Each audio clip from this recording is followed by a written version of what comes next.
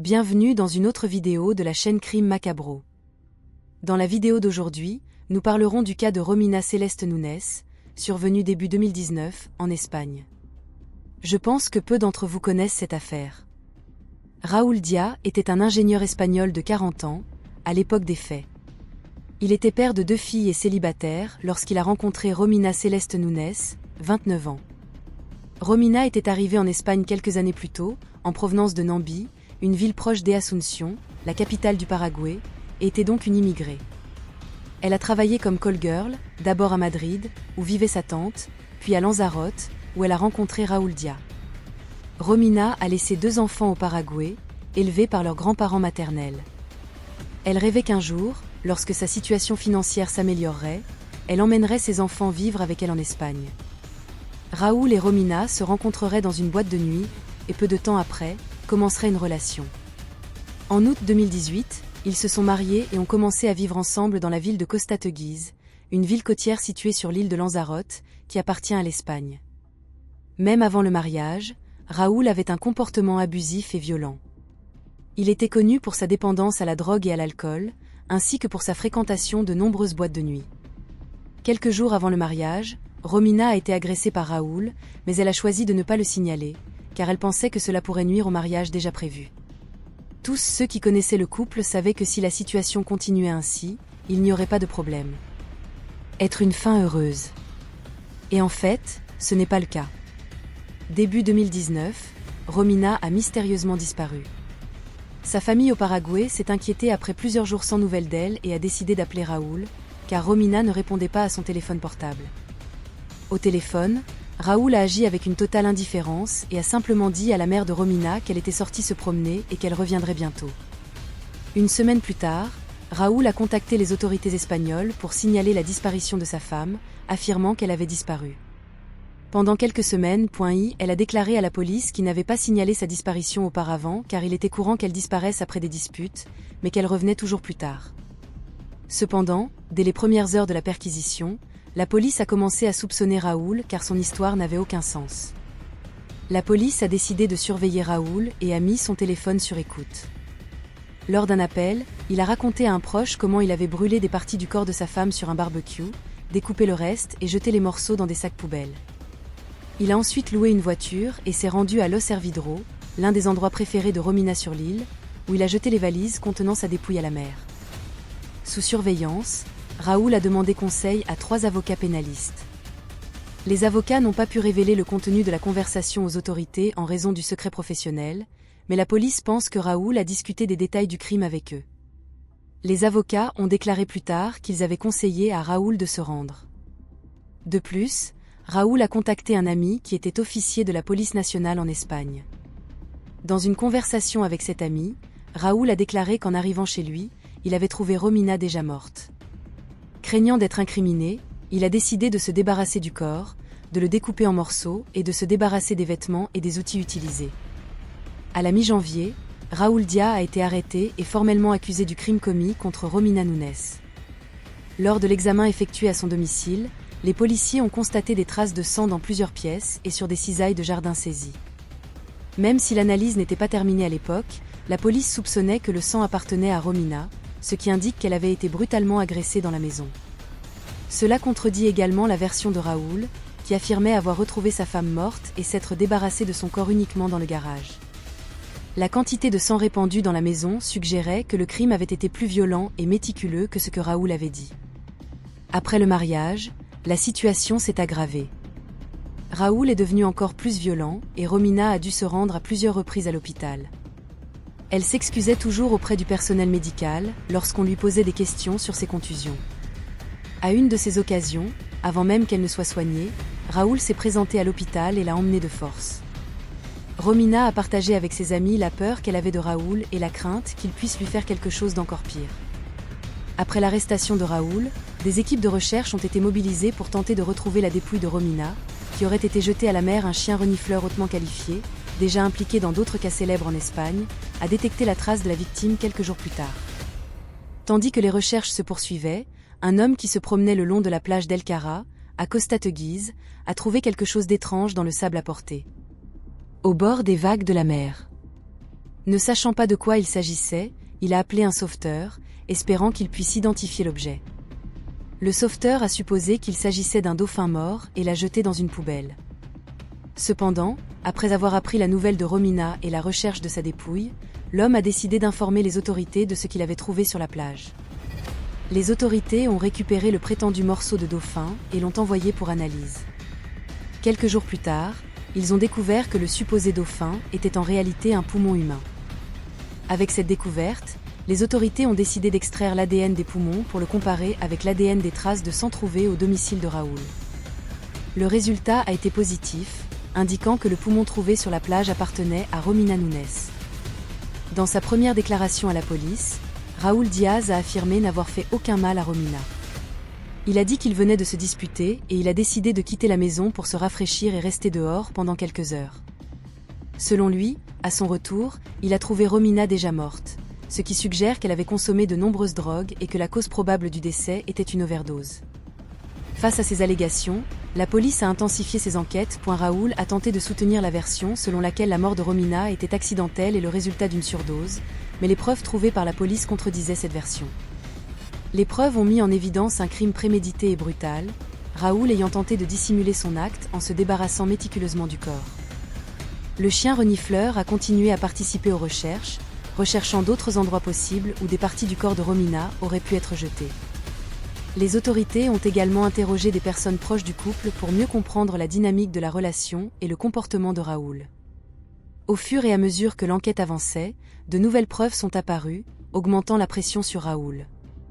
Les autorités ont trouvé d'autres traces de sang dans la maison, ainsi que des outils qui auraient pu être utilisés pour démembrer le corps.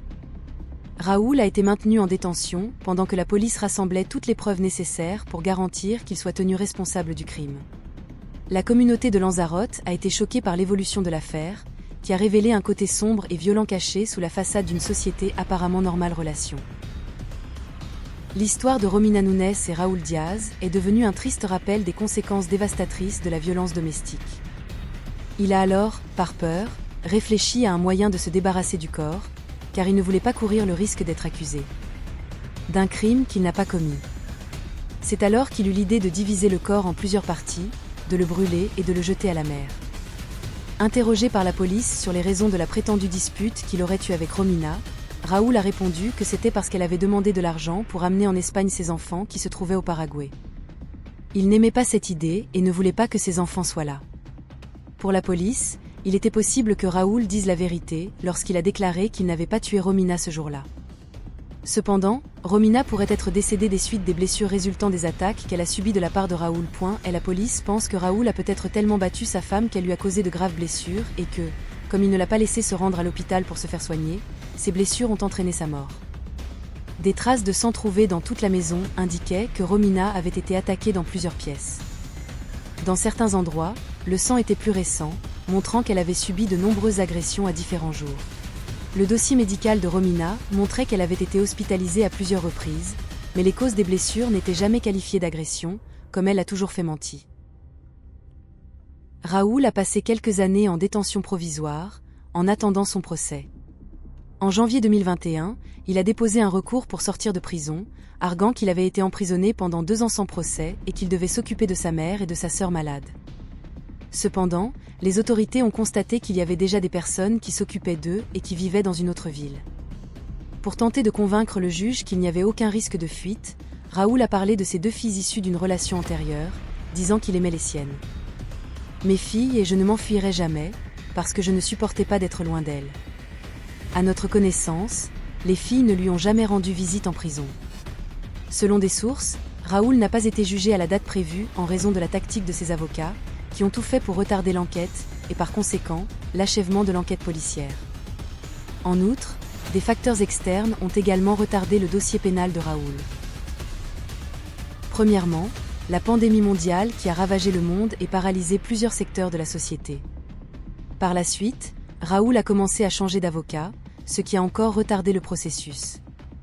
Alors que la date du procès était sur le point d'être fixée, le nouvel avocat de Raúl a déclaré qu'un examen médico-légal devait encore être effectué pour déterminer si les cisailles de jardinage seraient capables de sectionner des membres humains. Il a fallu attendre l'avis des experts chargés de cette tâche. Il aura fallu près d'un mois pour que cette expertise soit réalisée et rattachée au processus.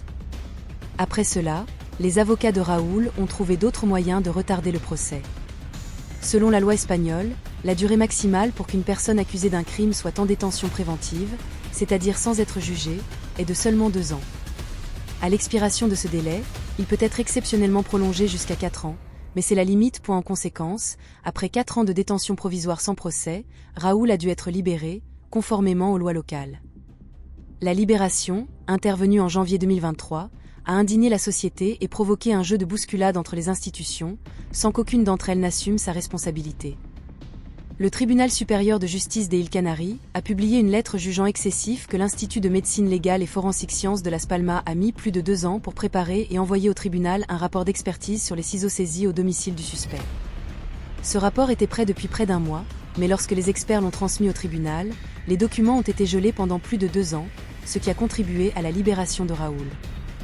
Après sa libération, Raúl a dû le faire. Se conformer à une série de demandes des autorités. Il devait comparaître devant le tribunal tous les lundis, avoir une adresse fixe en Espagne et il lui était interdit de quitter le pays, quelles que soient les circonstances. Emilia Zabalo, l'avocate de la famille de Romina, a déposé une plainte demandant que Raúl comparaît quotidiennement devant le tribunal afin de maximiser le contrôle sur lui et de réduire le risque de fuite. Cependant, les autorités judiciaires ont décidé que la présentation hebdomadaire serait suffisante. Pendant la période pendant laquelle Raúl était en détention provisoire, Emilia Abalo a fait tout son possible pour l'empêcher de purger les 4 années complètes de détention provisoire, comme elle le savait. Que cela entraînerait sa libération. À 2 reprises, elle s'est même mise d'accord avec la défense de Raúl pour tenter de parvenir à un accord de conformité, dans lequel la peine de Raúl serait réduite en échange d'une libération due au respect de la limite maximale de détention préventive. Cependant, tout accord de ce type nécessitait l'approbation du ministère public, qui n'a pas donné son feu vert pour sa réalisation et n'a même pas fait de commentaires à ce sujet.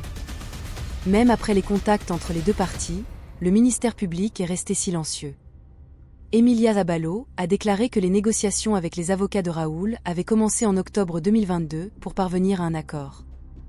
Cet accord permettrait d'éviter un procès, aboutirait à une réduction de peine pour Raúl et garantirait une compensation à la mère et aux enfants de Romina. Le procès de Raúl Diaz a débuté le 2 janvier 2023 à la Cité de Justice, la capitale de Gran Canaria. Au tribunal, Raúl a surpris tout le monde en changeant sa version initiale des faits et en avouant le crime.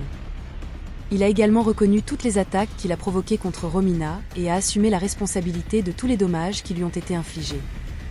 Raúl a avoué qu'il avait tué Romina parce qu'il la considérait comme inférieure à lui. Il a fourni des détails macabres sur la façon dont il a divisé le corps de la victime en plusieurs parties et l'a ensuite déposé sur la côte de la ville. Les aveux de Raúl ont mis en lumière la brutalité du crime et les souffrances de Romina. Au cours du procès, plusieurs témoins ont été entendus, parmi lesquels les amis et la famille de Romina, qui ont décrit la peur qu'elle ressentait à l'égard de Raúl et les innombrables fois où elle s'est rendue à l'hôpital en raison des agressions. Les médecins qui ont soigné Romina ont également témoigné, confirmant les blessures correspondant à des violences physiques. La révélation des détails du crime a provoqué une grande émotion dans la communauté locale et dans tout le pays. Les médias ont largement couvert l'affaire, soulignant la nécessité de mesures plus strictes contre la violence domestique et l'importance de protéger les victimes. Raúl a été reconnu coupable de meurtre et d'autres crimes connexes, et sa peine a été aggravée par la préméditation et la brutalité de l'acte. Cette sentence a apporté un certain soulagement à la famille de Romina, qui a enfin vu que justice était rendue. La tragédie de Romina Nunes a servi d'avertissement sur les dangers de la violence domestique et sur l'importance d'une réponse rapide et efficace des autorités pour protéger les victimes. Raúl a également déclaré qu'il avait déposé une avance d'indemnisation pour la famille de la victime. Lors du procès, l'accusation a souligné que Romina vivait dans une situation d'extrême vulnérabilité et de dépendance, ce qui expliquerait pourquoi elle n'a pas dénoncé son mari. Raúl aurait trompé Romina, lui disant qu'il l'aimait bien et lui promettant de l'éloigner de la vie de call girl. Il a promis plusieurs choses, notamment qu'elle n'aurait plus besoin de travailler et qu'elle pourrait faire venir ses enfants du Paraguay pour vivre avec eux en Espagne. Cependant, après le mariage, le comportement violent de Raúl s'est aggravé. En plus de la violence physique, il a également pratiqué la violence psychologique, témoignant d'un grand mépris à son égard. Cette situation de violence a eu un impact majeur sur la santé mentale de Romina, qui, selon ses amis, était très déprimée. Loin de sa famille et sans personne proche à qui faire confiance, Romina est devenue de plus en plus dépendante de Raoul, ce qui a abouti à un crime brutal. L'enquête a conclu que le 1er janvier, Raoul a ôté la vie à Romina, en l'étouffant après l'avoir agressée. Il a ensuite divisé son corps en plusieurs parties et les a brûlés sur le barbecue de son jardin. Au tribunal, Raoul a avoué avoir suivi les instructions trouvées sur un blog sur la manière de se débarrasser d'un corps. Le barbecue est resté en feu pendant 3 jours consécutifs, les flammes atteignant plusieurs mètres de haut, la graisse humaine étant un combustible puissant.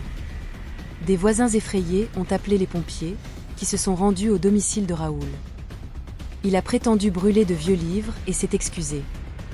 Les pompiers, sans vérifier la zone d'incendie, ont enregistré les données de Raoul et sont partis.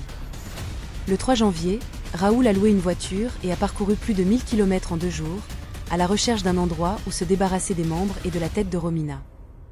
Il a affirmé avoir attaché ses jambes à une balustrade et l'avoir jetée dans une rivière, mais les experts de la garde civile espagnole n'ont trouvé aucune partie du corps de Romina dans cette rivière mentionnée par Raoul. À la fin du procès, le jury a reconnu Raoul. Dia est coupable de toutes les accusations, le condamnant à un total de 15 ans et 9 mois de prison. Des sources indiquent qu'il aurait dû être condamné à plus de 20 ans de prison, mais la peine a été réduite en raison de ses aveux du crime et du paiement d'une indemnisation de 300 000 € à la famille de la victime. Actuellement, Raoul Dia est incarcéré dans une prison en Espagne et les autres parties du corps de Romina n'ont jamais été retrouvées. Abonnez-vous à la chaîne, laissez votre like et suivez nos prochains cas.